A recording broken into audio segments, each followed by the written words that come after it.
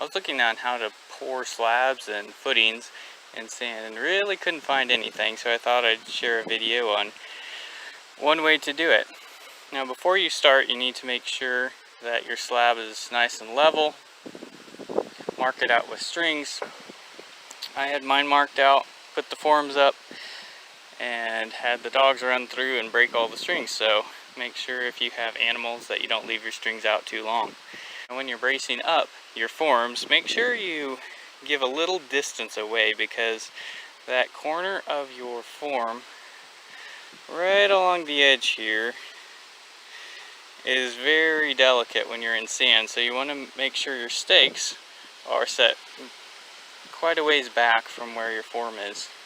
Now this piece of OSB I tried to use as something to protect that edge. In some areas it's working well, in other areas, well, it's a little bit off the ground, so it didn't work quite as well. Anyway, after you get that done, see where you need to have your level of sand. Bring your sand in, screed it off with a 2x4 or with however thick you need your slab to be, and then use a compactor to compact it really nice and tight. Now when you're compacting, using water on your sand and mixing it up till it's almost muddy, or is muddy, is going to be your friend. Over on this side I haven't had to add any sand, still compacted it quite a bit. Over on this other side I had to add quite a bit of sand, and as you can see it's kind of drying out on the top. I've been keeping it wet, covering it with plastic to keep the moisture in there. Make sure you keep it wet, and as you're digging,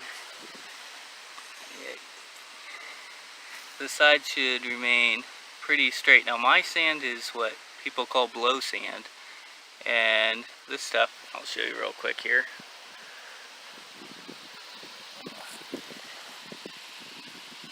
It is very fine, and it does not hold up if you dig a hole in it. But if you get it wet enough and compact it, it'll hold its shape really nicely. Now when you first dig, I suggest cutting the edge with a shovel or some tool like you can see right here. That cuts through all the grass and roots, which are actually going to help keep that edge of yours from falling in. Just make sure you cut that down a couple inches before you start digging so you can get that nice clean edge. You want to keep the sides of your trenches as straight as you can. You don't want big chunks of sand hanging off, because they will eventually fall in and cause you a headache. Alright, I'll get back to digging. Another tip, here I have a corner right here. I'm going to leave this piece of sand here until I'm right down at the edge, until I get dug, have almost all of my footings dug out. And this will keep that point of sand protected as long as possible. Now check with your local codes to see how wide of a footing you need and how deep of one. Around here is about 30 inches is how deep you need them, and 10 inches wide. But make sure it varies with wherever you are in the country. You'll also notice as I've been digging, I've been throwing the sand out to support this outside wall. Alright, now that the digging's done, we're starting to support the inside with the styrofoam insulation.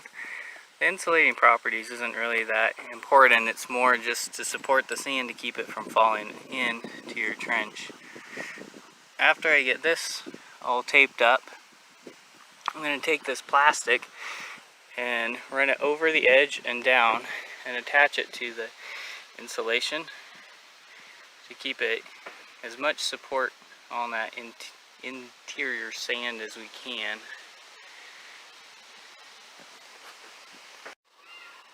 Alright, now that I have the trench dug, insulation put in on the inside walls, I've now covered it with a nice thick vapor barrier plastic.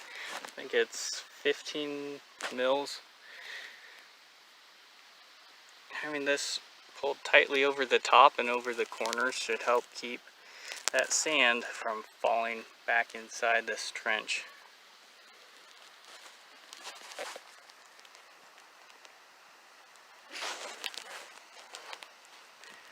Soon I'll be taking the edges down there with some landscape staples and holding them tight to the insulation, and then maybe leaning some bricks up against it to keep that bottom edge in.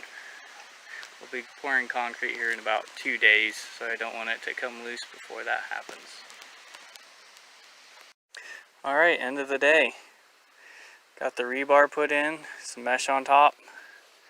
There's really not a whole lot of difference between having this set up in sand and in dirt, so we're not going to really cover that. A couple tips for when you're pouring concrete is stay away from your edges. Make sure you stay a foot or so away from the edge so that you don't have your corners and your edges falling into your trench. Fill your footer first so that that can start supporting all your edges. Really, that's about it. Finish it as you want, and that's it. Thanks for watching. Bye.